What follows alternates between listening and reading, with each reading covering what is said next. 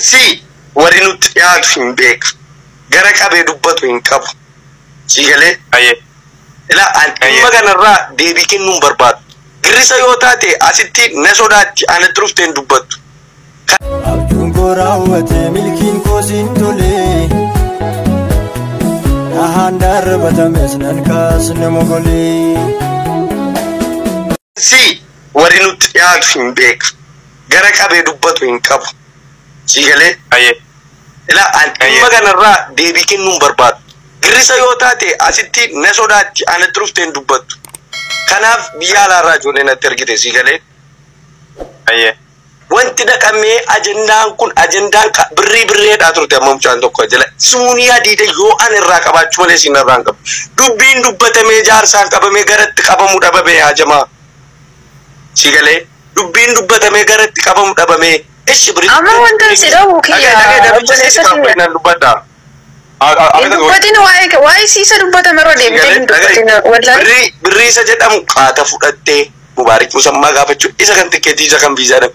Isa kaan immoo dubbatamee uummanni garatti murteessu wallaalee yaa obboleessa kiyyaa utuun hin beekin sirraa dubbadheera utuun hin beekin qiimiista qabadheera utuun hin beekin si jibbeera.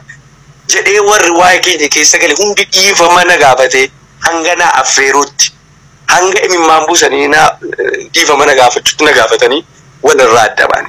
Siigalee dubbiin kan barbaadamaa jiru hattuu baay'eetu biyya kana keessa bara kana baay'ettee jirti girrisa keessa ajandaa tokko irratti buqqifamaa jira. Dhikkoo wanti sun ijoollee keenya irratti ajandaa ta'aadhaaf deebisamee kiyyaan ajandaa godhame. Torban tokko kiyyaan ajandaa godhama torban tokko abdii geetaachooti ajandaa godhama. Siigalee ijoolleen keenya boorisa wallaahi laazim sin jaalladha sin kabaja yeroo baay'ee mana siigaltee dubbattu sargeera ergama siigalee wanti kun ankootiif kansii rabbina dubbatu an ilma dhiiraati gadi beechitii kun dubbatu kanaafan dhiise kanaafan jibbe hin jedhuan siigalee ati immoo akka ijoollee biyya kootii taate tokkotti akka hiriyaa kootiitti yoo barbaadde kiyya maa mucaa kana jibbitee dhikkottu keessoodhaan naanaa sa'itii ofumaa keeti ofitti gaddita amma guyyaa tokko gastii mana sana galtee dubbatte. Nafaana dhaabadhu na cina dhaabadhu miti amantaa irraa dhufteetti deebite dhiiraaf jettee amantee muslima taate siluma abbaa manaa siisa durii teettee deebite amantaa siitti deebite siigalee ani ijoollee keenyaaf kan deebisaa jiru girrisaa fi mitila siigalee girrisaa hudduu siitti quba keessa achi gadi fuutee afuunfattu. Haja sin kabon ormaa duddu la galfatto barbaade grisni siigalee daaqiyyaati nama nagaadha waan hin taane kiyyaati waa'ee jaarsummaa waa'ee kootiif kasi ofin xiqqeessin kana wal duraan keessa dubbatamee ture waan ta'eef wallaahi boorisa yeroo baay'ee waa'ee mucaa kanarraa tokko kan abdii geetaachooti dhufa jaha tokko kan kiyyaa jabaliin nutti dhufan.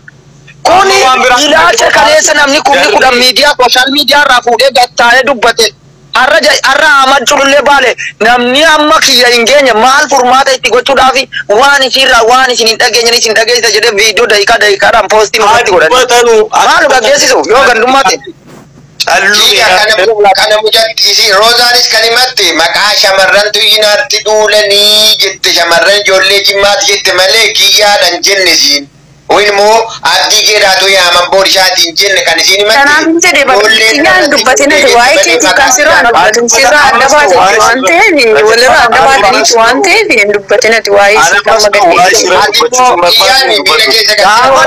magaddeessu bakka si xiqqeessu edema baresiidhaa wajjin kan si waa'ee si deebi jedhu namaa seente Asmadina badoo Madina kiisetanii video kiyyummaa jabale irratti hojjannee gadhiisaa turre arrabsinee jechuudha namoota kuma meeqaadha erga dhageessisnee arginee jenne an jaalala mucaa barbaade malee sakkaa jaalala mucaa barbaade malee kiyyaatu dhufu ijoollee jimmaa akka of taatee jiraattu godhe kiyyaatu ijoollee jimmaa akka of fakkaattee jiraattu godhe kiyyaatu ijoollee jimmaa bittaa jalaa baase hirkattummaa jalaa baase of taate akka jiraattu godhe siigalee saratu gubatamee al tokko kiyyaa al tokko abdiin faa dhufee as ture miti abdiitu kiyyaa gorsee deemee abdiitu ergama kiyyaatti mootummaa harkaa fidee kennee abdiitu kana godhee sana godhee gubaa sanatu jira waan natti godhamu dhabame onneen hin jiru dhufanii kiyyaatti darbanii dubbachuu onneen hin jiru saambaa qofa siigalee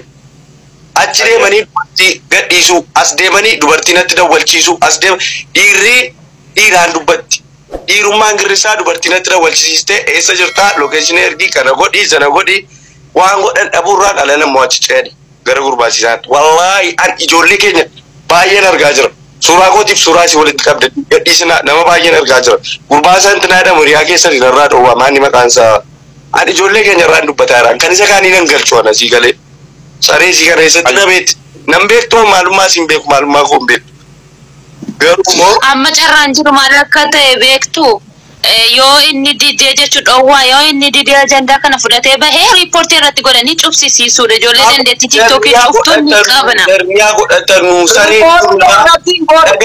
jechuun saree maskaramiiti. Namni dubbisaddeet as jala jirtan maqaa kiyyaatiin ajandaan waa'ee keenya gadi buufamee gadde namni meeqa dhabee jiru ani kiyyaa jaalala isaan barbaade malee wanta tokko irraa hin qabu kana wanti inni irraa qabu siin jiru waan inni irraa qabu yoo inni natti baasu malee jettee ragaa baate mee gara sanaan nutti dhufee gaafa inni akka kanatti hafee jedhe inni ilaalla jechuudha. Arraba silas arraba yoo ta'e immoo ni jira jechuudha. Itti cabsi itti amma uffata itti cabsi. Waa'ee keenya keessa abbaan fide abadan abbaan fide gadi bee kana booda maqaa kiyyaa kaasuu danda'u. Isiin kan isiin dheengaddanaan jette kan isiin dheengadda dubbataa turte waa'ee kiyyaati miti waa'ee namni na arrabsuuti jette garuu wanni kun jijjiiramee waa'ee maqaa kiyyaati waa gadi baama taanaan nutis qophii. Kana dhibbaan dhibbatti abbaan fide ni beeka liqimsaa kana. Inni nu amma jedhaa jiru saddeetti tasgabbeessanii xiyyaan eega obboleessa keenya ta'e warra obboleessa keenya eega siin nagaadhaan irraa baate siinuma tasgabbeessanii riskii biraan kana bisiidhaa banutti siinumaan dhiisi waan akkanaa miira keessa galanii amantaa kee kan barbaaddes godhannootu Rabbiin sodaadhaa al tokko na dhaggeeffadhaa.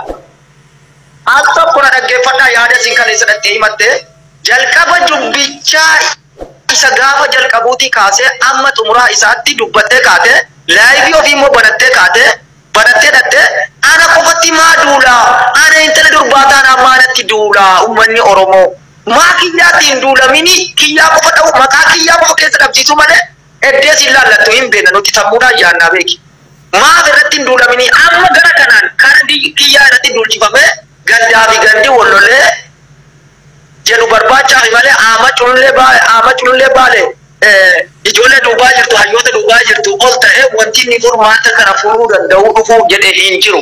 Iyyee dadhabe ijji isaa waggaa 10 guutuu fedha miidiyaa isaa guddifachuu yoo ta'e malee wanti inni buuse tokko Oromoodhaaf buuse hin jiru. Gaafa Gujii Booranaa keessatti miidhamu, gaafa Wallaggatti miidhamu, gaafa Baaleetti miidhamu wanti nutti dirmate hin jiru. Kana ammoo ajandaa isa kana nuti ofirraa cufsiisa, nuti ofirraa cufsiisa. Jala dabarree beekna jecha waan godhamuuf deemu. Isa siichi dubbatamu beekna bara. Nuti ilmaan Oromoo dhalatee lafa jiru kiisii isa siichi dhalatu akka inni Oromoo ta'e beekna. Waa'ee Oromummaatii fi miti waa'ee gandaatiin nu dhufu. Kana ni beekna jechuudha. Assalamu alaikum.